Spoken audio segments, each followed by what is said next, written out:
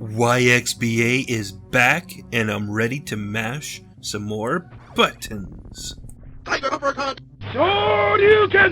Today I'm doing a video on a subject I've been wanting to cover for a while now. I'm going to imagine what it would be like if Nintendo opted for an NVIDIA Tegra based console and handheld. For the record, I don't think that this is the route that Nintendo will go, as I believe there is enough evidence out there to suggest an x86 CPU paired with a Polaris-based GPU. To quote legendary FBI agent Fox Mulder, "The truth is out there."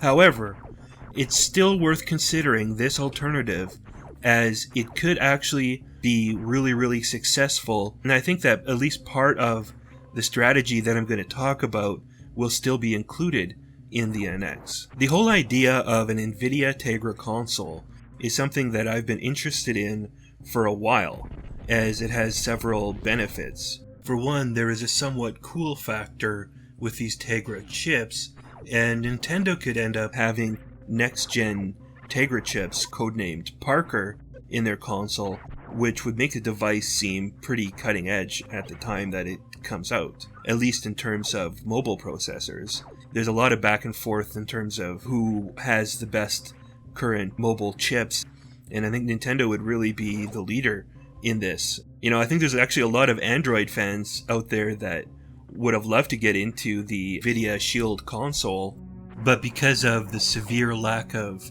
games to play on the NVIDIA Shield console, they've stayed away from it. But I think you could really appeal to a lot of those guys that would get into a Nintendo console that is based on the NVIDIA Tegra chips. And the fact is that there's no way that Nintendo could be the cool kid in terms of the most cutting edge overall power console when Microsoft and Sony have extremely deep pockets and at times have proven to be willing to lose money on consoles, including up to $300 per console, and it seems like they are really gearing up again for another big battle over who is the specs champion. And it's not going to result in super high profits out of either of those companies, in my opinion. And there's not a ton of benefit to it during a period of time when you're going from 1080p resolutions up to 4K. It's a similar situation to when the Wii came out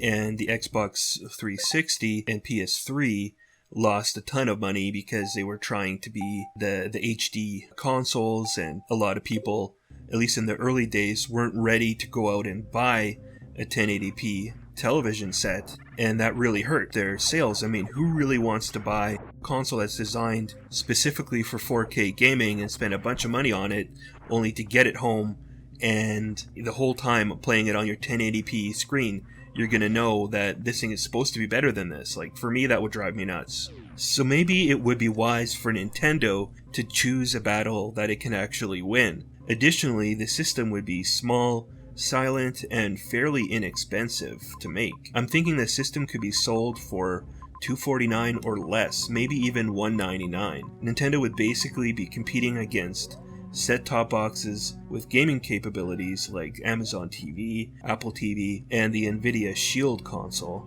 And let's face it, Nintendo would be in an extremely dominant position in this marketplace, with all their first-party studios and IPs, and their long-standing history with many third-party devs who, even in some of the worst times, have still supported Nintendo, and I'm sure they will continue to support Nintendo. Nintendo could create several different handheld devices with very similar architectures as the console, making it very simple and straightforward to make games run across all devices.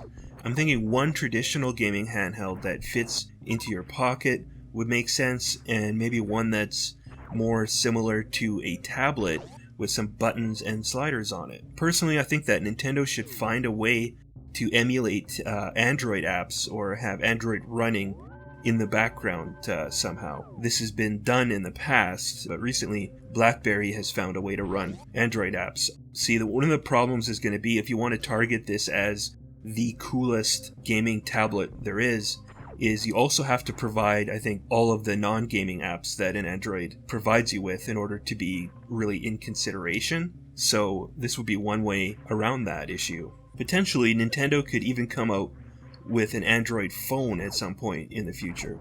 So you see, one of the main keys to having a shared API and shared or similar architectures is that Nintendo can afford to take risks on specific hardware designs without tying the entire future of their handheld market to one individual device.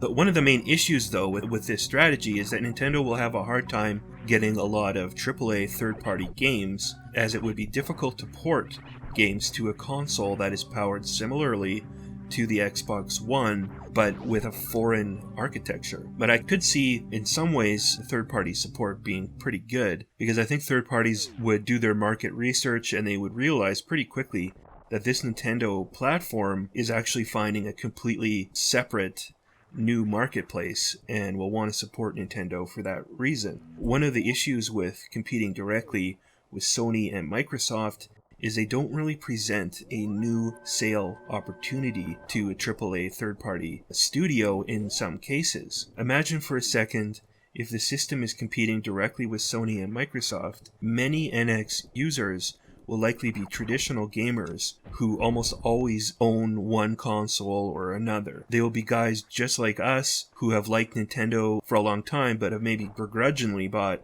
a PlayStation or an Xbox system in order to play third-party games. So later on, when we end up buying like Shadows of Mordor 2 on the NX, we're really just buying it on the NX rather than buying it on the PlayStation 4. So this really provides no net benefit to the developer of this game because they would have made their money regardless of which platform I bought it on. Sure, this would not represent all NX owners, but it would likely be a good portion of them if Nintendo is really just trying to pry gamers away from PlayStation and Microsoft. The huge benefit here to going with a cheaper and a sleeker machine is that Nintendo can potentially reach a very broad audience, and it would, in my opinion, be a different broad audience than the one that the Wii found. The Wii attracted a lot of non-gamers who had fun with Wii Sports and lost weight with the Wii Fit balance board. In this scenario, I think the NX would be bringing in a broad audience that would be more so made up with gamers who grew up on the iPad or the iPhone or Android and are looking to take the next step, but maybe don't want to spend $400 or $500 on a console that has shockingly more complicated games. There's a big jump going from Angry Birds and Candy Crush to The Division. That jump isn't going to happen without a few steps along the way. Sure, the NX would have really advanced games as well, but I think there would be a lot of pick up and play titles from Nintendo as well as indie games. I feel like there's a real opening to provide games that are somewhere in between the budgets and complexity of indie games and that of AAA games. And going this route with hardware could really help Nintendo dominate this relatively untapped market. At the end of the day, I believe this will be part of Nintendo's strategy going forward, regardless of the specs of their next console. However, it may be a bit easier to do so if they can come out with such a mass market friendly product. Personally, I hope they do everything I've talked about here, in addition to coming out with a hardcore gamers machine that competes directly.